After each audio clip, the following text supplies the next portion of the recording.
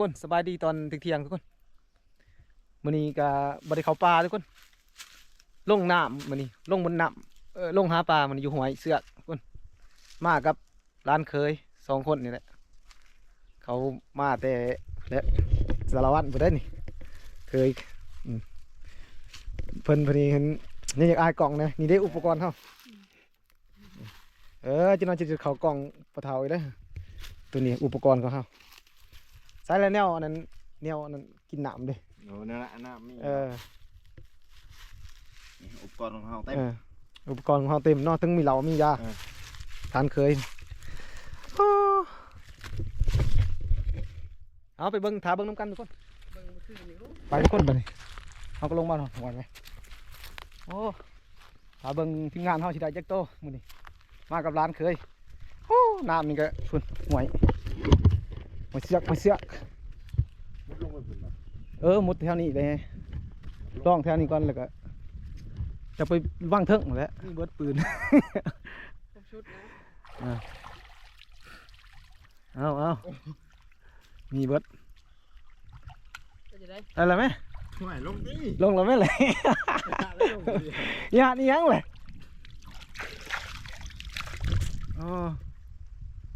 เอาคักเด้อเอาส่วนนี้เขากำลังขี่ลงทุกคนถาเบิ้งน้ำกันว่าสิได้จักโตโอ้เลิกเก่าๆเด้อพูดเอาทุกคนบาดนี้เขาสิลงไหนเป็นยังไงจังว่าเอาทุกคนตอนนี้เขากำลังขี่ลงทุกคนถาเบิ้งกลับมาเขาสิได้จักโต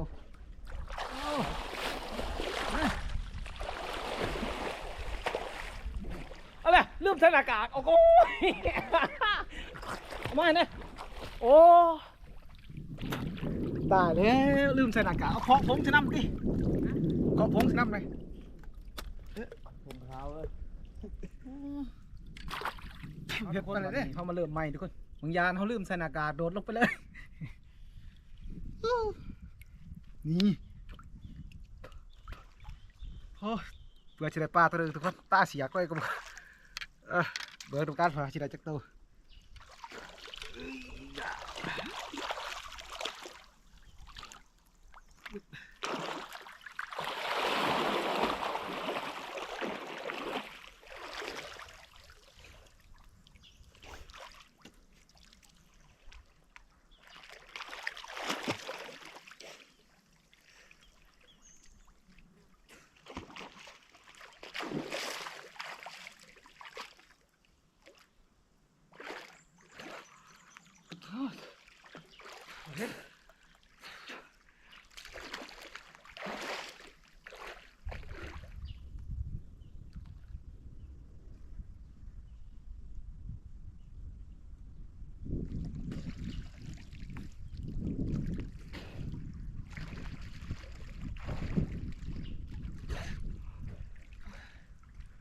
แต่มาคอย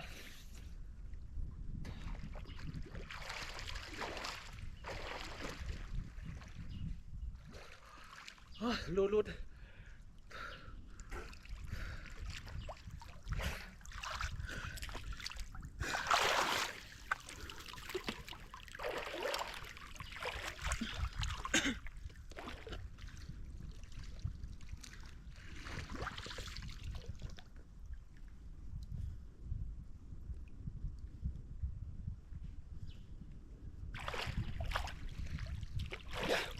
ปากกู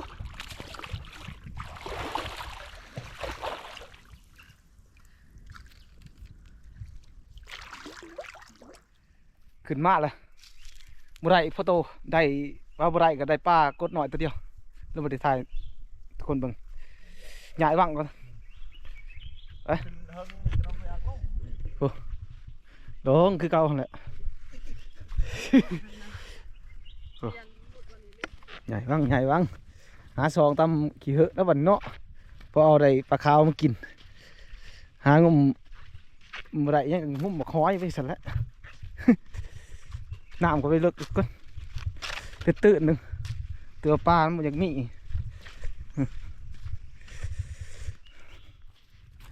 ใหญ่ลงลุมทุกคน วางเพิ่งบ่มีปลาทุกคนโอ้เมื่อยหงายลงลุมไปแล้วไอ้ร้านขี่รถมาเรียงบริขี่ยางเอา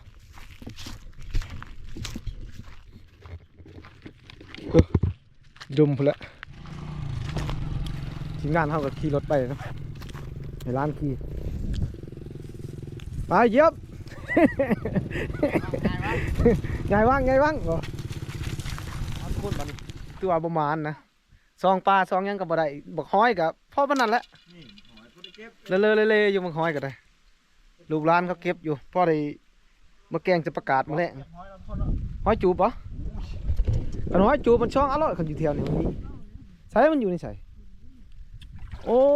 คันว่าแล้วมันต้องขึ้นพื้นก็ได้ซองเอาต่ำๆนี่เนาะนี่บ่ต้องขึ้นก็ได้ซะ ได้จะครึ่ง ทางสี ครึ่งคลองนี่ก็พอแล้ว โอ้ สิลายโพด เห็นอยู่ได้วโอ้แม่นเลยลิซองกล่องลงไปเห็นอยู่ได้วนี่เนาะอันนั้นบ่ขึ้นก็ได้ซองเอาแต่บักห้อยนี่เห็นเอาหน้ากากจุ่มมึงดูสิได้ขึ้นนะทุกคนเพราะว่าหาหอยหาหยังก็ได้อยู่บ่หลายมีแต่หอยแหละปลาหน้าน้ำก็บ่ได้ดอกไปเบิ่งนํกันอันเด้นี่ก็ของนี่แหละทั้งลูกทั้งหลานงมซะกันโอ้หัวมาหาได้เรื่องอ่ะโอ้ถึงกระทกกระทงมือนี่ปลากะผู้ดีได้ยินแต่ซื้อวันทุกคนนี่ลายเต๋ออยู่ได้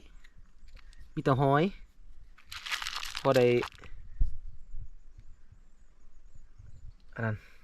เหงาะเขาลงคลองทุกคนกลับเดี๋ยวบัดนี้โอ้หมมานแหละมาหอดนี่ก็มาเห็นเขาขุดแมงง่วงทุกคนแมงโอดบางคนว่าเอิ้นแมงโอดนี่เป็นหูนั่นนี่นะทุกคนนี่ลายโตนะก็มาขุดมันจะเป็นปลาย่างนะทุกคนปลาย่างแบบ มันจะเป็นปลาย่างตามหิมหวยนะลายนะตามเบิ่งคือเขาได้นี่เบิ่งหูมันก็ลายทุกคนนี่เขาขุดเห็นแล้วเขาก็สิเอาอันนั้นทุกคนเอายังวะนี่เอาหม้องมัดใช่ไหมนี่มันเป็นลักษณะแบบนี้ทุกคนมันจะเป็นควายตัวนี้เพิ่งเอาบ่ได้ทุกคนมันแข็งโอ้ลายโตเต๋อเลยก็ได้เป็นหูปวกตัวนี้โอ้หนูเขาขุดเป็นเดินเลยงานเท่าก็จะได้ขับรถออกมาแล้วทุกคนสิได้มื้ออ่ะนะตอนนี้กินข้าววะกินอยู่นี่แล้วกันจะกินเนาะ กินอยู่บ้านมากินอยู่บ้าน คอยก็ว่าอยู่มันมีแนวกิน เอ๊ะมีแต่แก่เมื่อแก่อยู่บ้านเนี่ย เรื่องคงตัวนี้มันโฆษณาดัก 5,000 ราคาถือเนาะต้องหลายตัวพันครับ เขาเริ่มขายดีแล้วโอ้ยังขั้นหนึ่งทุกคนยังขั้นเพื่อจะได้เลยรถนะโอ้คักเนาะยังเสียงมันยังดีอยู่เลยหลายปีแล้วบ่นี่ แต่ปี2016 โอ้นี่มันก็2,000เท่าไรเลยนี่ นี่2016 โอ้ 10 ปีเลยเด้ โอ้สามอายุคนแล้วเนาะ ออกใหม่ล่าสุดแล้ว โอ้ยังเอี่ยม ออกใหม่ คอยตี้ออกใหม่ซ้ำกับยังเละเทะเบิดแล้วเดียวนี่ซ้ำกับอันนั้นมุนสมหาตกดอกหิน หมดแล้วไปกินปลาอยู่น้องมาแล้วบ่ได้ปลา กิ กิ นปลาปะกินน้องปะ กินปลาอยู่น้อง มาเลยขั้นหนึ่งโอ้ใส่ของเจ้าก่อน แม่นเอ้ย โอ้คนใดเต็มกับของเนาะโอ้เต็มกับของคือกันได้เด้อพอดีแล้วพอได้อันนั้น แต่คนละ รถคอยซ้ำกับลาบเอาแล้วอีกบัดนี้เสร็จแล้วครับเมื่อบานที่เก่าบัดนี้เมื่อ กินปลาอยู่น้องคนละ หากินกุ้งกินปลาอยู่น้องพุ่นแหละคำว่าสิได้ขึ้นบ่ได้ ป ก็ ลาจับเป็ด บ่ได้ก็คือว่าอ่อนแหละกินแจวไปเสร็จแล้วเอาทุกคนบัดนี้เฮาก็ออกมาหน้านะทุกคนออกมาหาเขียด หลังจากเฮาขึ้นมาแต่ห้วยเฮาก็บ่ได้ถ่ายให้ทุกคนเบิ่งนะเพราะว่ามันก็ยากแน่หนึ่งเขาหนึ่งน้ำแล้วเฮาบ่ได้ว่าถ่ายให้เบิ่งนะตอนนี้เฮาก็สิไปหาเยี่ยงเขียดต่อทุกคนถ้าเบิ่งถ้าติดตามกันว่าเฮาสิได้จักโตแต่ว่าว่า มีน้องชายไปเยี่ยมเมื่อคืนนี่ก็เป็นของพอได้ไปเบิ่งน้ำกันว่าอยู่ในพอดีเต็มกับอันนั้นเพิ่นนะร้ายนะเพิ่นว่าไปเบิ่งน้ำกันเขียดโตน้องชายเพิ่นไปเยี่ยมเมื่อคืนนี่ลานชายนะไปเยี่ยมบ่โธ่นี่เราแบงมือดงน้ำเลยนะนี่โอ้เราค้างไว้อีกมุกอันนั้นนะโอ้ร้ายลีเหรอแต่ว่าเฮามาแรงจะคิดได้จักโตแล้วเบิ่งนำกันเอ้าพูดเป็ดไก่เพิ่นก็ร้ายอาหารย่างเกียร์ต่อเพิ่นได้ผู้เดียวบ่มีหมู่ ส่วนทางซ้ายเขาก็บ่ไปนํเขาว่าไปเมื่อคืนเขาปวดแขนปวดขาเขาว่าเอาหาย่างผู้เดียวเพิ่นนี่เฮาก็สิเอาไม้อันนี้แล้วหาแหน่นะทุกคนเล็กข้อแก้วนะหาซองเบิ่งน้ำหูน้ำหยังนะกระปูหยังไปเบิ่งน้ำกันว่าเฮาสิได้จักโต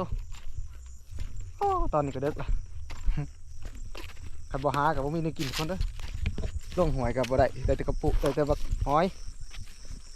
ก็คือเว้าแล้วคนเฒ่ากินบ่ได้กินพะยกพะยาดเขาว่าเฮาบ่เว้าได้กินหยังก็แล้วไปดูดเนาะ ไอ้เบิ่งน้ำกันทุกคนบ่ได้เข้าป่าเลยหาถ่ายคลิปตับทุ่งนาแล้วทุกคนฝากกดไลค์กดติดตามมันเด้ อ๋อ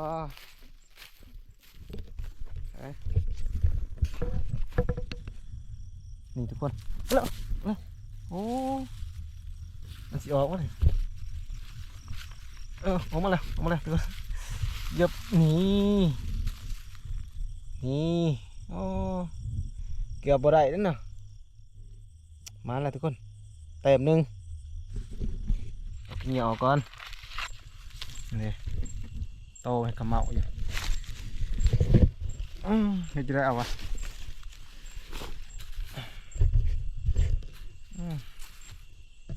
เบิ้งเอาชิ้นใหญ่ทุกคนกุ๊บ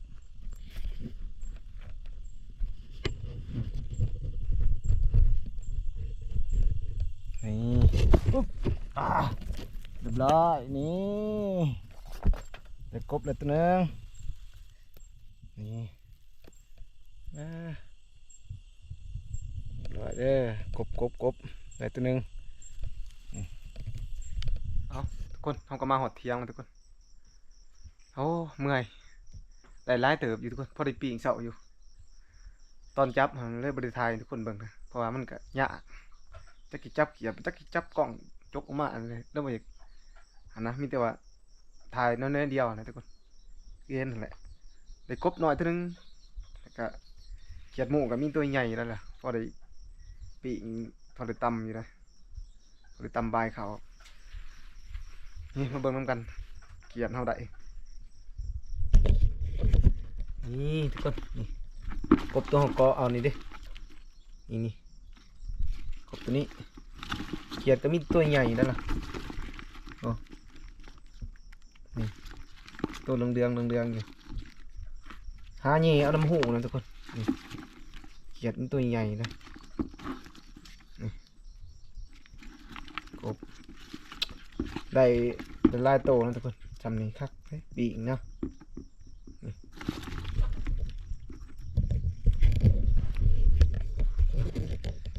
เอาหลังจากเข้ามาแล้วก็หอเที่ยงเนี่ยก็คลิปเฮากับสิจบเพียงเท่านี้นะทุกคนถ้าติดตามคลิปต่อไปบ่ได้ไปผู้ทุกคนเฮ้ยเฮ็ดคลิปเลาะน้ำทาวันนี้อดสาก่อนทุกคนว่ายังอีกบ่โดนดอกเนาะขึ้นป่าอีกหาล่าอันนั้นแหละไปธรรมศาสตร์นะทุกคนฮะคลิปเฮาก็จบเพียงเท่านี้นะทุกคนถ้าติดตามคลิปต่อไป